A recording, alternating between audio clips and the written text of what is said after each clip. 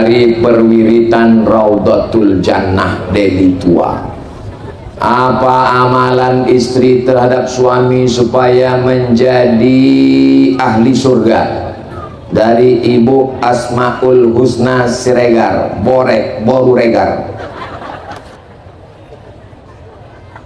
Iza ra'aitaha sarratka, kalau suamimu melihat kamu senang hatinya. Itu ciri pertama istri solihah.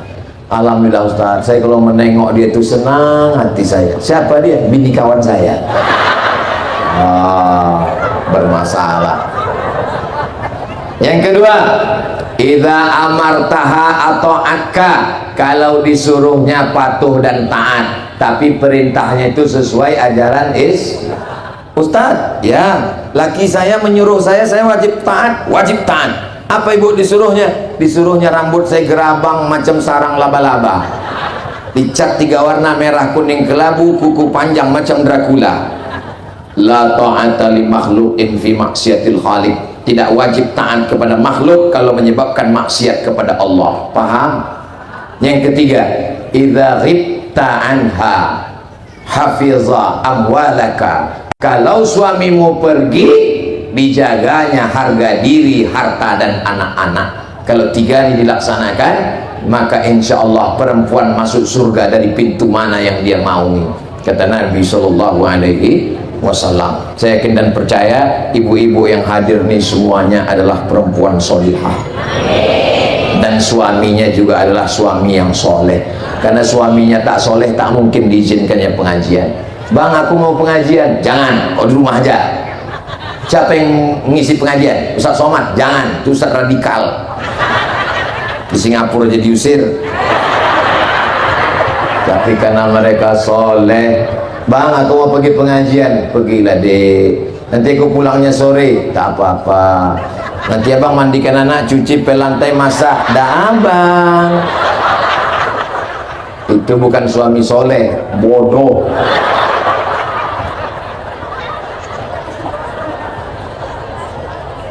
Bagaimana cara berdoa sholat tahajud dan disertai witir? Bangun malam mandi. Malam tadi saya sampai ke hotel jam 1, setel jam 4 mesti bangun. 2, 3, 4, 3 jam tidur cukup. Habis itu mandi supaya segar. Setelah mandi sholat sunat wudhu. Usolli sunnatal wudu. Ayatnya terserah. Ayat apa Pak Ustaz? Kul wudu juga lah, apa juga lagi. Macam banyak aja hafal ayat. Habis sholat sunat wudu, sholat sunat taubat. Apa pula tauco? Usolli sunnatat taubat rakaatain lillahi ta'ala. Sesudah itu barulah sholat sunat tahajud. Habis sholat tahajud barulah meminta. Kita tak mungkin datang ke rumah orang langsung minta basa-basi dulu. Barulah sholat sunat hajat, segala hajat dimintakan. Paling bagus elok di sujud terakhir lama-lama. Ini banyak orang sekarang sujud lama di masjid. Di masjid tak perlu sujud lama, ditengok orang riak. Ini kalau jadi imam sujud sampai 15 kali, bangun makmum pitam. Di kamar waktu tahajud sujud lama-lama, minta sama Allah. Setelah itu baru ditutup dengan witir 3 rakaat 1 salam. Bagus. Tidak pakai tasawuf awal supaya tak sama dengan maghrib, atau 2-1, 2 rakaat, habis itu tegak 1 rakaat. Mazhab Syafi'i afdal 2-1. Setelah itu menunggu azan subuh, baca istighfar 100 kali, solawat 100 kali, la ilaha illallah 100 kali.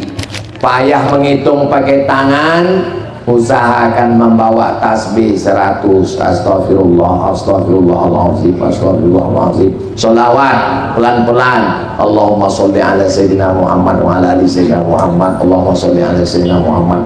Habis itu la ilaha illallah, la ilaha illallah, la ilaha illallah, la ilaha illallah. Ini selama ini tasbih ini dipasang di motor. Motornya masuk surga, yang punya masuk neraka. Bertasbih jangan depan orang, takut kita riak. Tapi kalau ada orang bertasbih depan kita, bukan berarti dia riak, tapi mesti simpan kantong habis sholat sembahyang.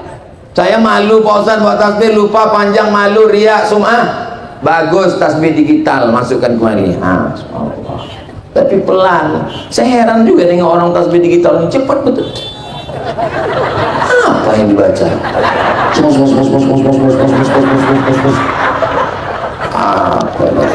Ini pun tak ada di Medan. Yang ada di Medan cuma yang lupa-lupa tadi itu. Pertanyaan yang terakhir, kami dari pengajian perwiritan Jumat di lingkungan 10 Siti Rejo. Selama ini kita tahu Siti Aisyah, Siti Fatimah, ada Siti Rejo. Siti Rejo 2 Medan Amplas. Amplas nih kalau saya ingat dulu waktu sekolah di Medan, Amsterdam namanya. Amplas terminal masuk dalam. Puasa Asyura sama puasa Tasu'a tuh harus bergandengan. So, puasa Asyura tanpa Tasu'a yang paling elok 3 hari, 9, 10, 11. Tak sanggup 3 hari, 2 hari, 9, 10. Tak sanggup juga 9, 1 hari, 10. Tak juga sanggup, cari amal lain. Karena masuk surga bukan cuma dari satu pintu. Ada orang yang masuk surganya dari pintu puasa, namanya Babur Rayyan. Ada yang masuk surganya dari pintu sholat sunat, Babus Sholah. Ada nama pintunya Babus Sodaqah. Ada nama pintu dari Babul Jihad Fisabilillah. Ada pintu yang unik, namanya Babul Kaziminal Ghaiz, pintu melawan marah, bukan melawan makan. Bisa dia lawan marah. Pak Haji, tadi ku tengok bini Pak Haji dibonceng orang. Itu bukan penghuni surga, itu dayus. Tak cemburu kepada anak gadisnya. Mesti marah. Makna marah di sini adalah marah menurut Al-Quran dan Sunnah. Yang semestinya dia marah, mampu dia tahan amarah. Mudah-mudahan kita ini termasuk orang yang mampu menahan amarah. Apakah sholat yang tiada ba'diyah niatnya bagaimana? Sholat subuh ada ba'diyahnya? Sholat asar ada ba'diyahnya? Tak ada. Jadi kalau ada orang selesai sholat subuh tegak dia, Allahu Akbar. Sholat apa itu? Tanyalah dia, mana kita tahu. Setelah salam duduk kita penasaran, habis salam tanya, kau sholat apa? Aku tadi masuk ke Masjid Salman terlambat. Pas masuk imam sudah maju. Ada 2 rakaat yang lebih baik daripada dunia seisinya. Kalau tak kulaksanakan hilang.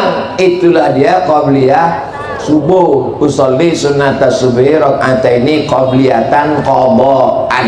Qadaan itu mengganti, bukan cuci tangan. Itu qadaan.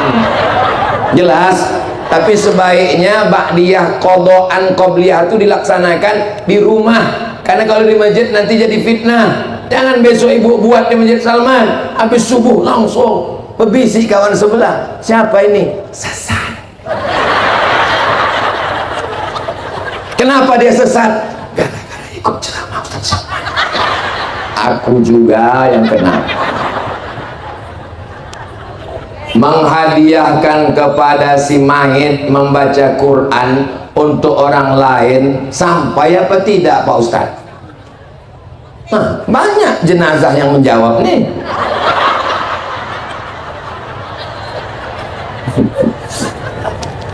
Nabi lewat di kuburan. Waktu dia lewat di kuburan, diambilnya pelepah korma. Fasyaqahu nisfain, dibelahnya 2. Fagharasahu, dicucukkannya, kata orang Medan. Kata-kata orang di Jawa, ditusukkannya. Berapa beli sate? 3 cucuk, 3 tusuk, terserah kau lah.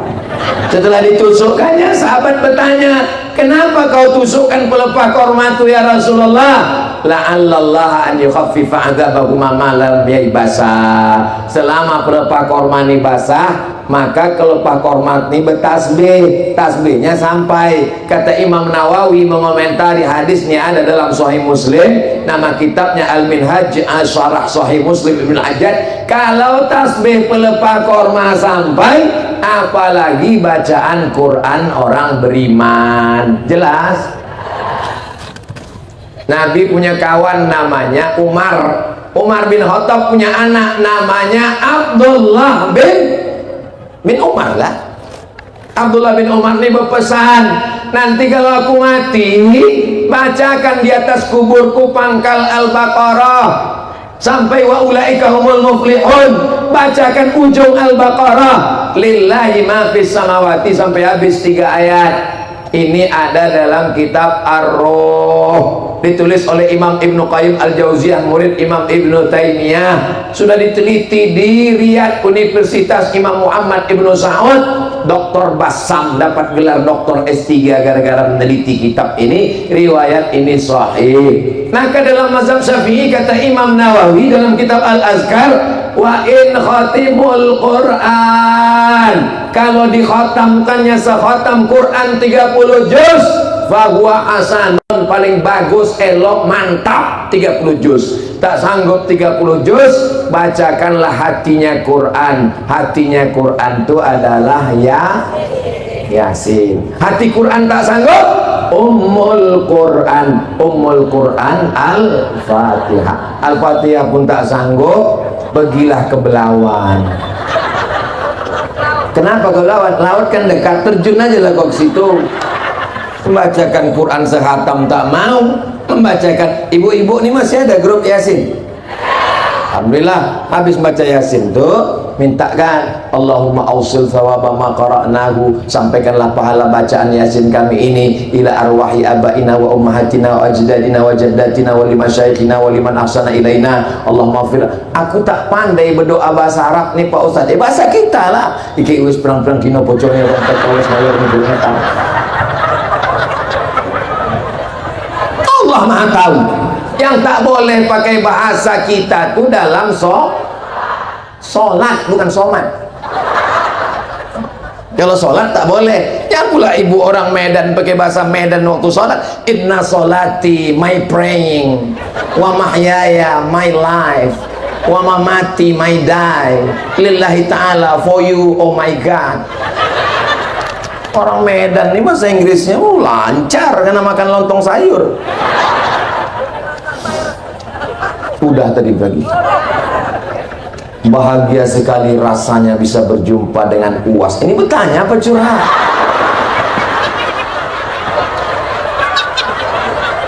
Saya mohon Ustaz doakan bisa memiliki anak yang soleh solehah seperti Ustaz. Allah macam aku tak berhenti detak jantung. Nanti kita selesai doa, semoga ya anak-anak kita selamat dari narkoba, selamat dari LGBT, selamat dari zina, selamat dari malapetaka, bencana, musibah dan bahaya. Nanti di akhir majelis semuanya kita doakan. Ustaz Somad doakanlah aku, Ustaz, aku belum punya anak. Pak Ustaz, berapa umur kau? 40 tahun. Mak, kenapa kau belum punya anak 40 tahun? Aku belum berbini Pak Ustaz.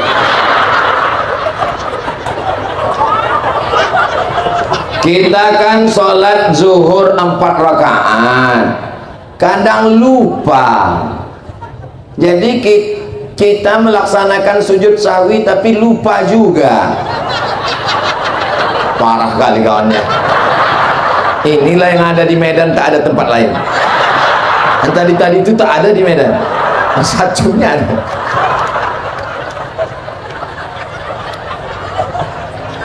Jadi ditanyakan kepada ulama ahli fikih, bagaimana kalau kita lupa rakaat, sesudah itu lupa pula sujud sahwi, apakah sujud sahwi setelah salamnya 2 kali? Dijawab ulama fikih pakai kaedah nahu. Apa kata dia? Al-musaghar la yusaghar.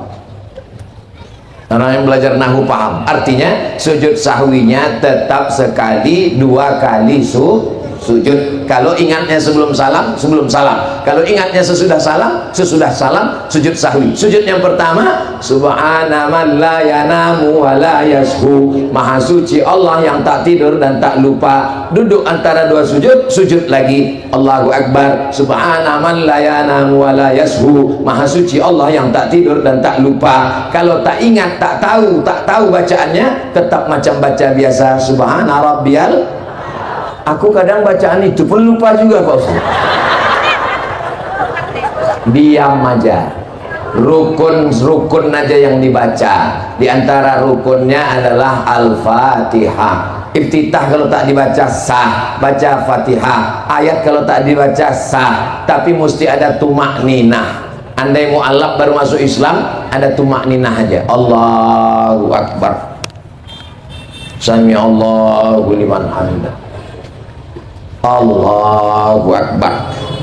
Tasyahud mesti ada selawat. At-tahiyatul mubarakatus salawatut thayyibatu lillah. Assalamu alayka ayyuhan nabiy wa rahmatullahi wa barakatuh. Wassalamu alayna wa ala ibadillahis salihin. Asyhadu an la ilaha illallah wa asyhadu anna Muhammadar Rasulullah. Allahumma shalli ala sayidina Muhammad wa ala ali sayidina Muhammad kama shallaita ala sayidina Ibrahim wa ala ali sayidina Ibrahim kama barakta ala sayidina Muhammad wa ala ali sayidina Muhammad kama barakta ala sayidina Ibrahim wa ala ali sayidina Ibrahim fil alamin innaka hamidum majid. Membacanya pelan jelas. Ini banyak orang sekarang sholat tak jelas, macam dapat bakwan panas.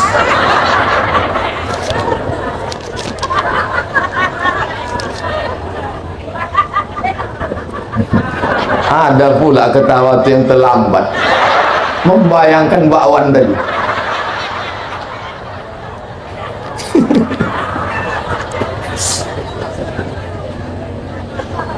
Ustaz Somad, orang tobat nasuhatu, apakah hutang yang lalu seperti sholat dan puasanya lunas?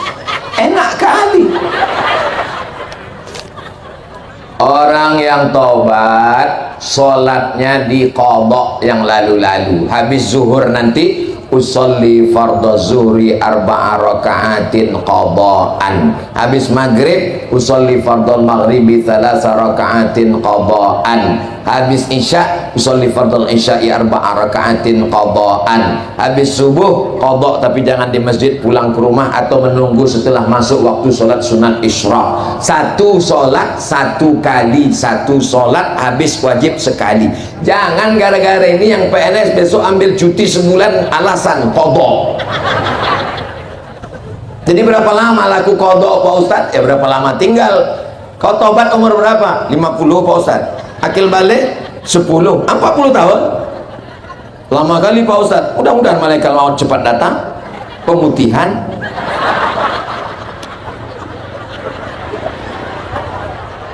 Bagaimana dengan puasa yang tinggal yang lalu-lalu?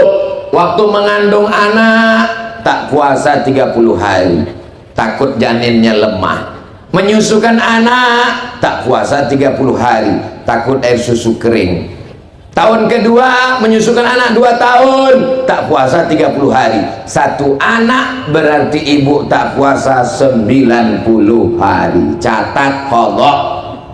Niat puasanya Asyura, tapi qadha. Niatnya bukan Asyura, tapi niat puasanya qadha.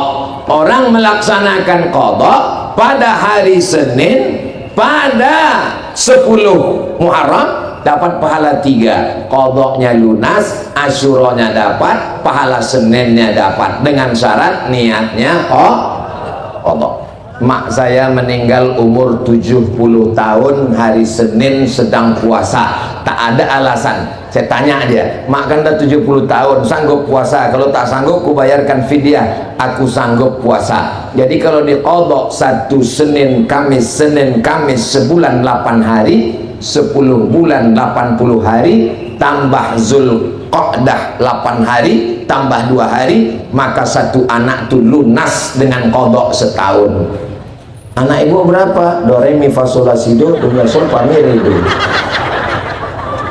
Ini anak-anak ini perlu tahu, jangan disangkanya maknya selahir meregang nyawa tak cukup sampai di situ anakku.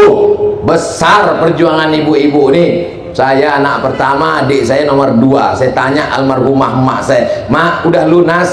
"Udah habis semua, aku puasa Senin Kamis niatnya qadha." "Kenapa masih puasa juga lagi?" "Mudah-mudahan dapat pahala-pahala sunat, banyak dosa di masa muda lagi. Mudah-mudahan Allah mengampunkan dosa ibu-ibu kita, bapak-bapaknya juga."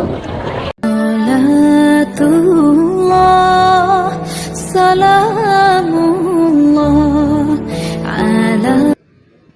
Assalamualaikum warahmatullahi wabarakatuh.